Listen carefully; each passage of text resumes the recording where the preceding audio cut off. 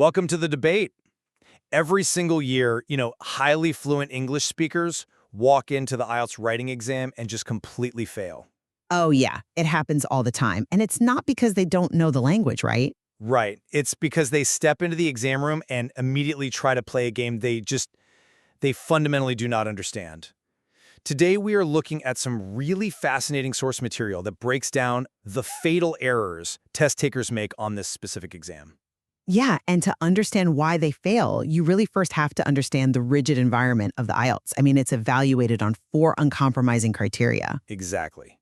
First, there's task achievement, like, did you actually answer the question asked? Then coherence and cohesion, do your ideas flow logically? Right, and then the language stuff. Lexical resource, how precise and varied is your vocabulary, and grammatical range and accuracy. Can you, use complex sentence structures without completely breaking them? Which brings us to the core of our discussion today. Our source material offers this comprehensive analysis of where candidates falter across those 4 metrics. And it raises a foundational question. Are candidates failing because they fundamentally misunderstand the strategic architecture of the test? Or, and this is where I lean, are they failing because their tactical execution of the language just completely falls apart under pressure? That is exactly the dividing line we're going to explore. We're looking at thousands of hours of crushed dreams and missed band scores, basically, and we need to isolate the exact mechanism of that failure. Right. When a test taker falls short of the score they need, are they doomed before they even write the first word? Or do they, sabotage themselves sentence by sentence, right there on the page? Well, to set the parameters of our discussion clearly, my position is this.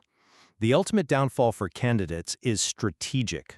Specifically, they fundamentally misunderstand the rubric and fail to achieve the core task, which structurally dooms their essay regardless of how good their actual English language skills might be. And my position is that the true fatal flaw is tactical overcompensation.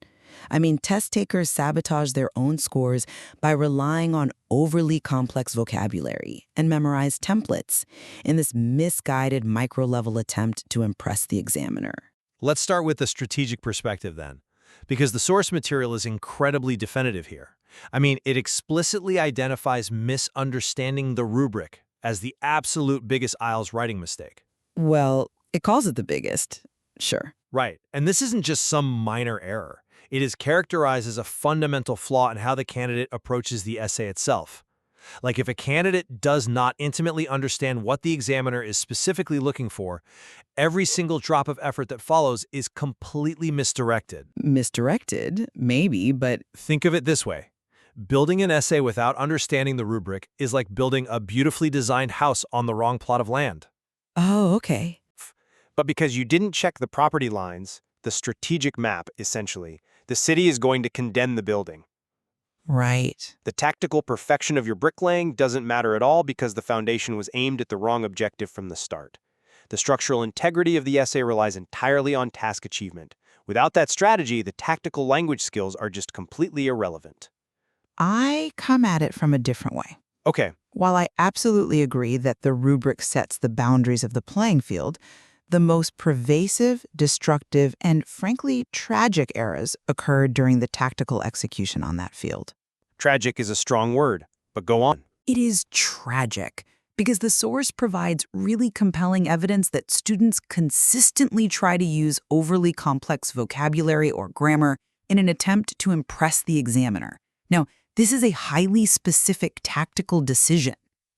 Picture a candidate sitting in the exam room, looking at their paper, and actively deciding to reach for a syntactic structure or a complex vocabulary word that they haven't actually mastered. Right, like trying to use ameliorate instead of improve. Exactly. They use it incorrectly, and this inevitably triggers a cascade of compounding errors across both the lexical resource and the grammatical range and accuracy criteria. The house isn't being built on the wrong plot of land. No. No. The house is collapsing because the builder is trying to juggle power tools when they just needed a standard hammer. It's the physical execution of the language under pressure, not the overarching strategy, that brings the whole structure down. Well, let's unpack that dynamic, specifically looking at how task achievement operates against this trap of trying to impress the examiner. The material gives us a highly specific, very illuminating example of this. The advantages and disadvantages prompt. Exactly.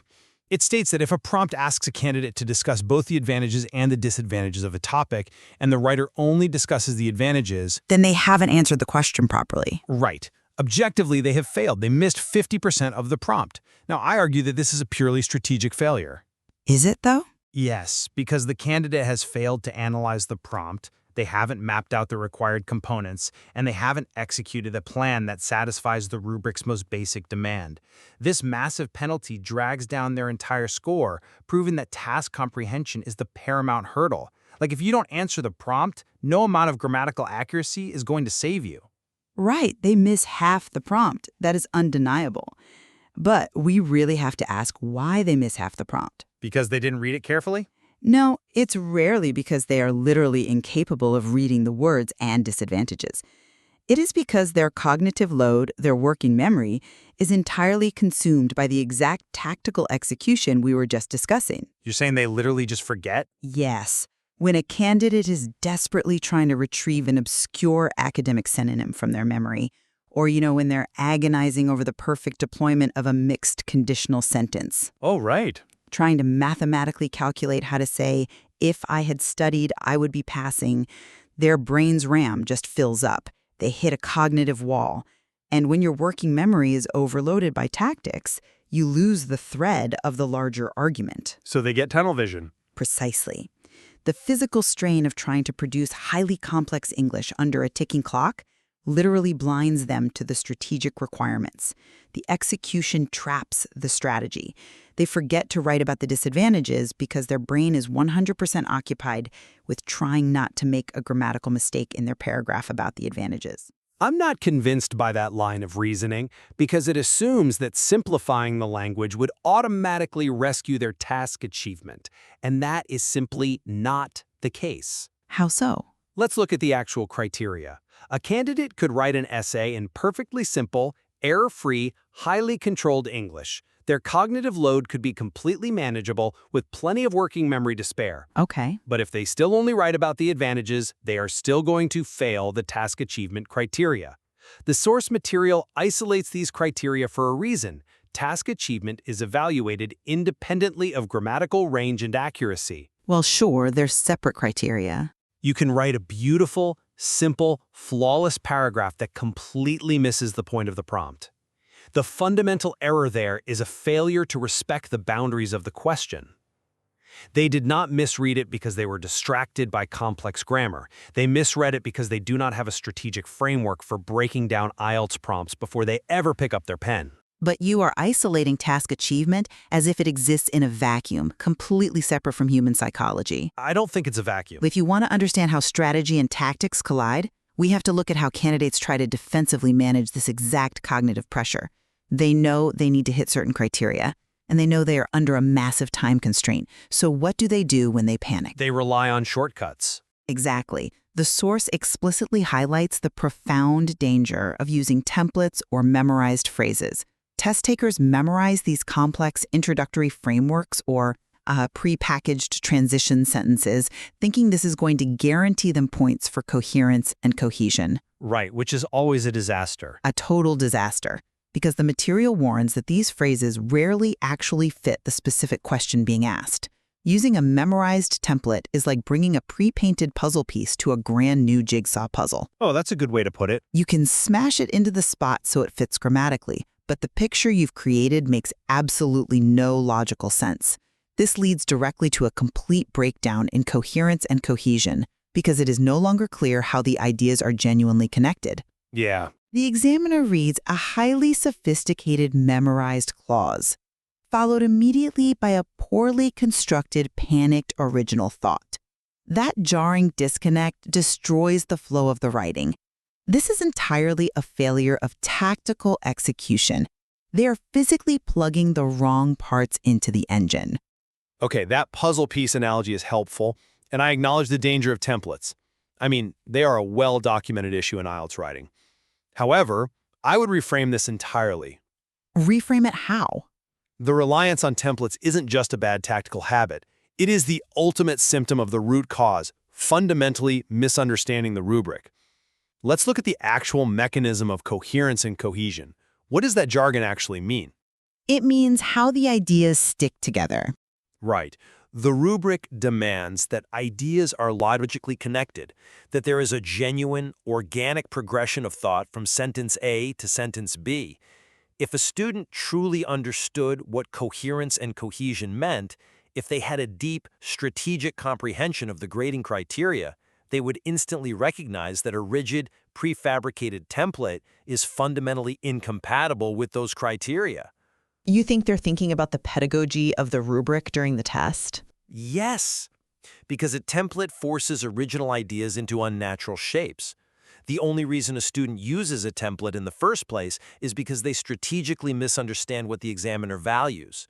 They falsely believe the examiner wants the appearance of structure rather than the actual logical progression of an argument. I'm sorry, but I just don't buy that. Let me tell you why. By all means. You are attributing a level of deep philosophical misunderstanding to what is, in reality, a very human, desperate survival mechanism in a high-stakes testing environment. It's not philosophical, it's just knowing the rules of the test. But these candidates don't use templates because they misunderstand the deep pedagogical theory of coherence and cohesion. They use templates because they have 40 minutes to write at least 250 words in a second language, and they are terrified of freezing up. Okay, panic is a factor, sure. It's the whole factor. It is a tactical crutch. It is an execution strategy gone wrong.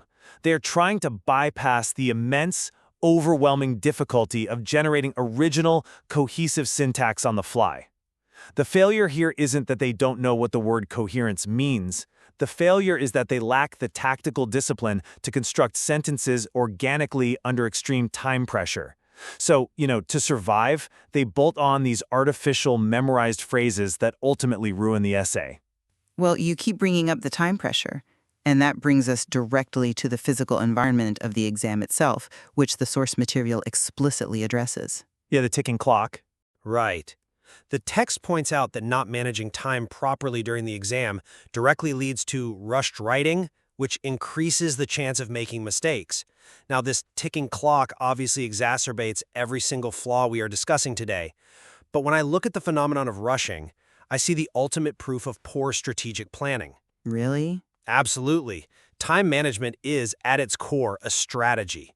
If a candidate has a clear, fundamental approach to essay writing, if they spend the first 5 minutes analyzing the prompt, outlining their points, deciding what their thesis is going to be, they do not need to rush. That's a big if. But it's true. Rushing is a symptom of diving headfirst into the tactical execution without a strategic roadmap. If you don't know where you are driving, you are going to speed and make wrong turns.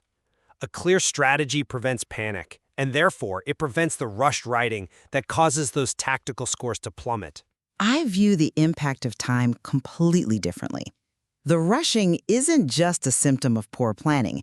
It is the active catalyst that causes tactical grammar and lexical errors to multiply exponentially. Multiply how? Let's look at the mechanics of what happens when time is short.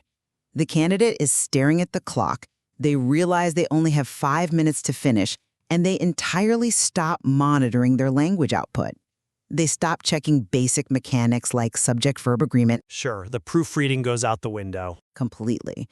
They grab the very first vocabulary word that comes to mind, even if it's the wrong one, just to get words on the page. The physical execution of the test, the sheer mechanical act of getting accurate English sentences onto the paper before the examiner calls time, becomes the ultimate hurdle. The time pressure shatters their tactical discipline. Even if they have a plan? Especially then, a candidate might have a beautiful, flawless strategic outline sitting right there on their scratch paper. But if they are rushing the physical writing process, their grammatical range and accuracy score is going to plummet, and their lexical resource score will be dragged down by sloppy, imprecise vocabulary. Strategy cannot save you from the physical reality of a ticking clock. That is a really fascinating intersection of our 2 points, actually. And to be perfectly transparent, it brings us to a crucial limitation in our source material that we absolutely must acknowledge here. Right, the grading math. Exactly. The text clearly identifies all of these fatal errors, failing to address the prompt, relying on templates, making complex grammar mistakes, rushing the process. However, it does not provide us with the exact mathematical penalty weightings for these respective errors within the examiner's algorithm. Yeah, which is frustrating. We know the 4 criteria are equally weighted at 25% each, but we do not know the internal math. For instance, is a complete failure to discuss the disadvantages in a prompt mathematically more destructive to your final band score than, say, making 5 severe grammatical errors in an otherwise perfectly argued essay? We just don't know. Right, because the material leaves some ambiguity there. It is difficult to definitively say which side of this debate is mathematically more punitive to the candidate's final grade. That is a very important caveat. Without access to the examiner's proprietary grading manual, we are largely working with the external manifestations of these errors, rather than the exact numerical deductions happening behind closed doors. Exactly. But, even without the raw math, the source's description of how these errors operate tells us a very clear story about causality. It tells us that tactical errors compound and multiply. Mm-hmm. If you use the wrong vocabulary word because you are trying to impress the examiner, you very often create a grammatical error in the process. And that specific combination of bad vocabulary and broken grammar might suddenly make your entire sentence incoherent, which then hits your coherence and cohesion score. One single tactical error in execution can bleed across 3 different grading criteria simultaneously. Wow, yeah. That compounding effect is exactly why I argue that execution is so deeply dangerous. It's like a virus in the text. And I would counter that by arguing a strategic error, specifically misunderstanding the rubric, doesn't just bleed across the criteria, it fundamentally invalidates them. Invalidates. Yes. Let's trace the causality from my side.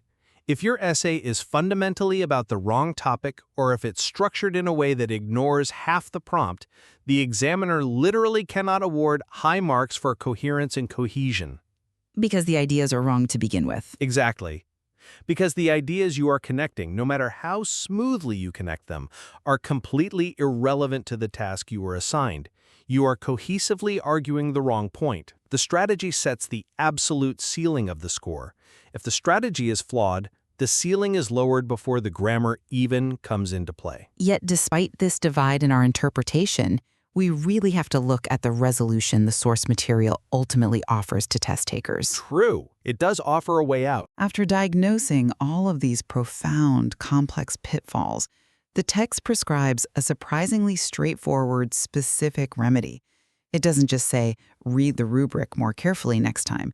It explicitly states that the only way forward is to practice, practice, practice with real exam questions, and crucially, to actively get feedback on your writing. Yes, and I actually think that solution synthesizes our 2 perspectives quite beautifully. Because if you think about it, you cannot improve your strategic understanding of task achievement just by thinking about it in the abstract. Right. You have to practice applying that strategy to real, unpredictable prompts. And on your side, you certainly cannot improve your tactical execution or break that psychological habit of reaching for forced, complex vocabulary without an objective reader, that feedback component, pointing out exactly where your sentences are breaking down under pressure. Exactly. That external feedback loop is absolutely essential because human beings, and particularly stressed test takers, are notoriously terrible at diagnosing their own tactical errors. 100%. A student who relies on a memorized template genuinely thinks it sounds impressive. They read their own writing and hear fluency. They desperately need objective feedback to tell them, no, this prepackaged transition phrase doesn't make any logical sense here. They need an expert to point out that their attempt at a passive conditional clause didn't make them look smart. It actually made the sentence completely incomprehensible. Right. The rigorous, feedback-driven practice the source advocates for is quite literally the only way to build the tactical discipline required to survive the exam without resorting to self-sabotaging tricks. So, to summarize the divide we've explored today, my stance remains that the absolute foundation of IELTS success relies strictly on task achievement and a fundamental, strategic comprehension of what the rubric is actually demanding. If you do not understand the blueprint, the building will fail. regardless of the quality of the materials used. Strategy is the non-negotiable prerequisite for success. And my summarizing stance is that success is ultimately dictated by tactical discipline right there on the page. It is the ability to execute language accurately under the intense pressure of a ticking clock, avoiding the fatal temptations of overly complex grammar, forced advanced vocabulary, and rigid templates. Because at the end of the day, if you cannot control your tools, the greatest blueprint in the world won't save you. We find ourselves looking at the exact same incredibly rigid testing environment through two very different but equally necessary lenses. I mean, the IELTS writing exam requires test takers to be both the visionary architect and the disciplined bricklayer simultaneously. Very true. They must possess the macro-level strategic vision to understand the prompt's architecture and the micro-level tactical discipline to construct actual sentences that hold together under the weight of the examiner's scrutiny. It is a profound cognitive challenge. It's exactly why so many highly fluent people struggle, and why simply knowing conversational English is rarely enough to guarantee a high band score in this highly artificial environment. Indeed. Which forces us to return to that opening thought. The organic, natural flow of conversational English is not what is being tested here. The IELTS is a rigid, demanding aqueduct, and you must understand both the overall geography of where it is meant to flow and precisely how each individual stone must be placed to keep it from collapsing. We leave it to you, the listener, to examine your own writing process and determine which pitfall is quietly undermining your structure.